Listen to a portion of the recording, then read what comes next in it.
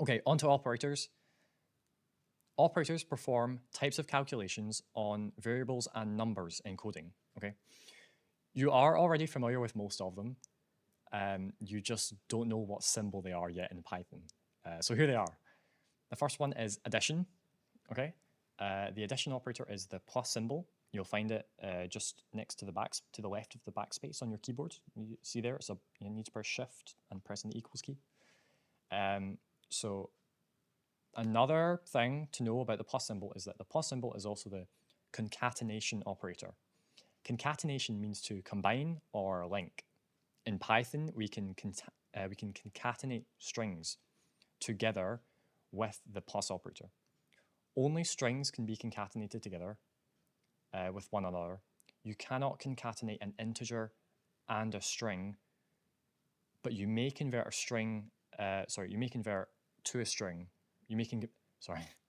Tongue twister. You may convert your integer to a string with this function here, str for string, and then you just put your integer in the brackets and it will change it to a string for you.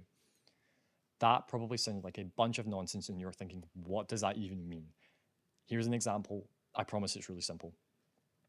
So we've got an example of using the string function to. We're using the concatenation operator, the plus symbol, on strings with brown, okay, well, there's a space and then brown, another concatenation for just, this looks like it's empty. It's not. It's got space inside the quotation marks, and that counts. And then we've got dogs as well. And when we do that, we get, it equals 2 brown dogs. You don't actually lay it out like this with an equal sign. It's just if you type this first part into Python and execute it, you will get this. You will get one string that has been combined from the previous broken up strings. Okay, so I hope that's clear. It's just combining strings. Next, it's really easy from here on out. Subtraction. The subtraction operator is the hyphen symbol. You'll see it to the left of the plus button. It works just the same as in maths. It's just taking away numbers. There's no weird stuff with strings. Multiplication. The multiplication operator is the asterisk symbol. That's the wee star, and you'll see it when you hold down Shift and press the number 8 up at the top of your keyboard. So that's for multiplication. Float division. Okay. Float division means that a floating point number is returned by the operation rather than a whole number. For example, float dividing 5 by 2 returns 2.5. Okay, so that's an example of that. The float division operator is the / symbol. So you'd see it next to the left shift button underneath the question mark. It's on the bottom right of your keyboard. So that's float division. Now there's floor division. Okay, floor division means that a whole number is returned by the operation. The operation removes the floating point entirely. It doesn't round it, it just removes it. It just chops it off. Even if it was 1.9, it doesn't round it to 2, it just chops off that 0.9 and it just becomes 1, okay? So even if the number might usually be rounded up by a human calculator, for example, 5 float divided by 2 would get you 2.5, but you remove that floating point and you just have 2. And the floor division operator is 2 / symbols, so it's just double typed. Okay, next up is exponent arithmetic. That sounds a bit weird. Promise it's not. It's the same as squaring or cubing, anything, just basically a number to the power of another number. So the exponent arithmetic operator is 2 asterisk symbols, very similar to floor division. An example is, so 2 to the power 3 translates to 2 double asterisk over here, 3. And in Python, that will get you 8 because that is 2 cubed. That's 2 times 2 times 2. So 2 times 2, 4 times 2 again is 8. Okay, this is the last one. It's a bit confusing, sort of. If you learn it from maths, it's confusing. If you learn it from me, maybe not so, but I'll leave that up to you to judge. So, modulus calculation. The modulus operation is similar to division, except that it returns the remainder of a division instead. Okay, so this is when you divide two integers into each other, what's the remainder that you get? So for example, 7 divided by 2 would give an answer of 2 and a remainder of 1. Okay, so to explain where that's coming from, divide 2 into 7 as many times as you can until you can't. So 2 goes into 2, 4, 6, and then you can't go any further. How many numbers do you have left? You've got 1. So that's what the modulus returns. So we say that 7 modulo 2, okay, returns the remainder of 7 divided by 2, which leaves 1 remaining as the answer to 7 modulo 2. And the modulus operator is the percentage symbol, which is just above the number 5 when you press shift. So below, I've got an example of each calculation as well. For the modulus calculation, that you might still find that confusing. So I can compare it to like 12-hour time on a clock. Okay, so for example, when you go around from midnight, which is 00, all the way around 12 p.m. and then you go to 1 p.m. Well, you were just at 12. Why are you back to 1?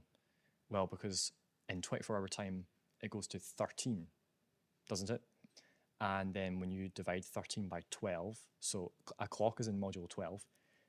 When you divide 13 by 12, the remainder you get is remainder 1. And then when you divide 14 by 12, the remainder you get is remainder 2. And then say it was 3 o'clock, okay, or 4 o'clock, we'll go for 4 o'clock. 4 o'clock is 16 in 24-hour time. And because clocks work in modulo 12, okay, when you switch it to 12-hour time, you're going 16 divided by 12. What's the remainder? Well, 12 goes into 16 one time, and then it's got a remainder of 4. So it must be 4 o'clock. Coincidentally, it's the same time I'm recording this at. Maybe that's why I went for it. Okay, here's some example calculations. Very simple. You can pause the video and look at them, or you can listen to me very quickly ramble.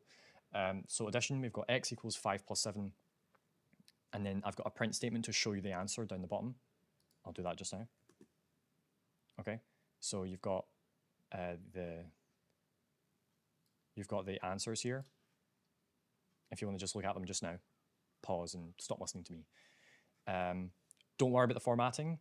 That's just a special thing that I've done to make it easier for you guys to read down the bottom. You don't need to know how to do that. If you can work out how to do it, if you can work out that the comma automatically puts a space between the value of x and the x is changing every time I'm reassigning the variable, then that's great for you. I've also just explained it. So addition, x equals 5 plus 7. That's going to be 12. Subtraction, 5 minus 7. That's going to be negative 2. Multiplication, 5 times 7, 35. Float division, 24 divided by 6. Because it's float division, it returns a float. It does not return an integer. Even though it divides perfectly in, float division always returns a float. So it's 4.0. Notice that down the bottom. Floor division, 21, 4 divided by 4. So how many times does 21, how many times does 4 go into 21? It goes into 25 times and then there's 1 remainder. So it would be 5.25. But instead it chops off that 0.25 and it just goes down to 5. And that's what we see here. And it's an integer as well. Then we have exponent arithmetic. So 2 to the power of 7 is 128. And you can see that, oops, sorry. You can see that down here.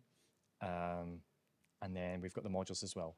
So 12 modulo 5, we're going, okay, it's 5 into 12. That's what that means.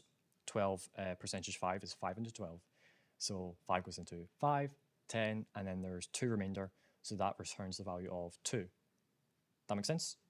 That is operators for you, mathematical operators. Okay, that is the basics of Python. We've covered data types, data structures, indexing, and operators. Python help on the web. You've got W3 Schools, again.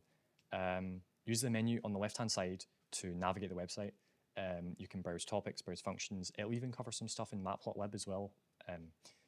Your lab head might have mentioned that to you. If not, we're going to cover it in like 2 videos time anyway, so don't worry. To end, I have an advanced example that we're going to use that's just about plotting a line, or it's about calculating the gradient of a line using operators. If you want to hear me go through this, you can keep listening. If not, you can just go into the next video if you understand everything that's been covered. But I'm going to show how to use it I'm going to show how to use tuples and indexing and operators and variables all together right now. So if you want to see that, let's begin. Okay, we'll now use what we've covered to work out the equation of a straight line and coordinates. So one, coordinates. I have a list of two tuples that represent points on the graph, okay, like the coordinate system that I mentioned before. I would like to calculate the gradient of this line and find the y-intercept and then display the equation using print. Okay, so we can use, and an important thing to cover here is nested indexing. We can use multiple indexing operations on each other to access data structures that are nested within each other. Okay, remember to begin counting at 0. An example of this list would be something like a list, and then you've got tuples within that list. Okay, so you've got 2 entries of tuples in this example. So say we wanted to access 2, like the 2 is in the coordinate 2, 1. So to access 2, we first index the tuple's position in the list, okay, and then 2's position in the tuple. And that looks like this, okay? So we take the name of the list, which is just list, and you sort of read it as like the start. You start from the left-hand side, and that's the outermost layer, like an onion. Okay, so list is referring to the full data structure, and then we're indexing position 1, which is the second position. So that takes us to the tuple 2, 1. So now this list 1 is representing this tuple. Okay, you can imagine it as literally equal to that. And now it's like taking this tuple and just placing this 0 in front of it here. And the 0 is the first entry, and that will get us 2. So this is what we get for the number 2. And if we see that in code as well, here we go. So we've got the full list, which is up here. The number 2, so we're accessing this number 2 in here. We access the list, which is this overall data structure, and then we're indexing the first layer. Okay, so that's the tuple's position in this list. So we look at the list's entries. You think of it as just accessing the list's entries. So we go to the second entry, a tuple, and then we go to the first entry of that tuple, which is 2. And now we've assigned that value into this variable.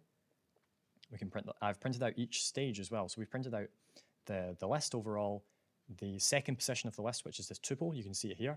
And then we've printed the number 2's position in the list. And we can see when we print out our variable as well, it's the same value. So they're the same thing, and it's worked.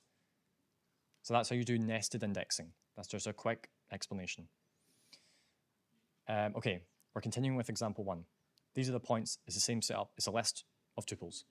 So first we find the gradient from the points list. We use our knowledge from school mathematics and nested indexing to find the gradient. So remember the formula for gradient is m, representing as gradient, is equal to y subscript 2, y2 minus y1 all over x2 minus x1. So we can just take any bunch of points that we've got. I think I've taken the first entry. No, I've taken the third entry here, 416, and the first entry as well, 211, and I've divided it. So these are the y ones. You can see it's the y because it's the set. We've used 1 here. That means we're indexing the second position in the tuple. And down the bottom, it's x on the bottom. So we've used 0 to index the first position in the tuple. So it fits with the equation. And when we print out our gradient, oh, don't forget to execute your cells. There we go. Our gradient is 2.5. Now that we have our gradient, we can use our knowledge of straight lines and their general equations. So this isn't actually the general equation of a straight line, but for us it might as well be. Y equals mx plus c. You might have heard that before. Maybe you know y equals mx plus b. Just changes on what school you're in. So let's rearrange this for c, our y-intercept, and calculate it using our variables. So we can rearrange for c. So c equals y minus mx, and we can select a point to use for y and x. So the point I've selected is points 0, so that's the first point, 2, 1. So I'm going to execute this cell. The point is 2, 1. The y-intercept, I've just plugged in, I've looked at the equation, I've plugged in the variable. My point is a single tuple, so my point 1 is going to get us the y point, the y coordinate up the y-axis, and then we've taken away we're using variables as well as values because the variables hold values, and so we can use them in our calculations. So we've got the gradient times the x value, which is indexed with 0. That means it's the first position in the tuple being 211. So that means it's the x value because it goes x, y. And then that gets us the y-intercept, and we can print out the value that's held in that variable, and that gets us 6. And then we can print out using the print function and strings, and this is concatenation right down here. So we've got y equals to, we're changing the gradient into a string, okay? And then we're concatenating with x plus, and then we've got changing the y-intercept to a string as well, and we get that. You get this, y equals 2.5x plus 6. Looks all nice.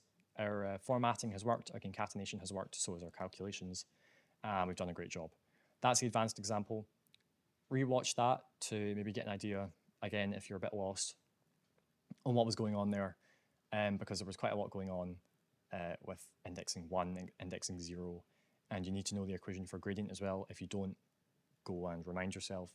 M equals y2 minus y1 all over x2, take x1. Okie doke. Up next in the next video is going to be functions and parameters. I'll see you there. Right. Thanks for watching. Bye-bye.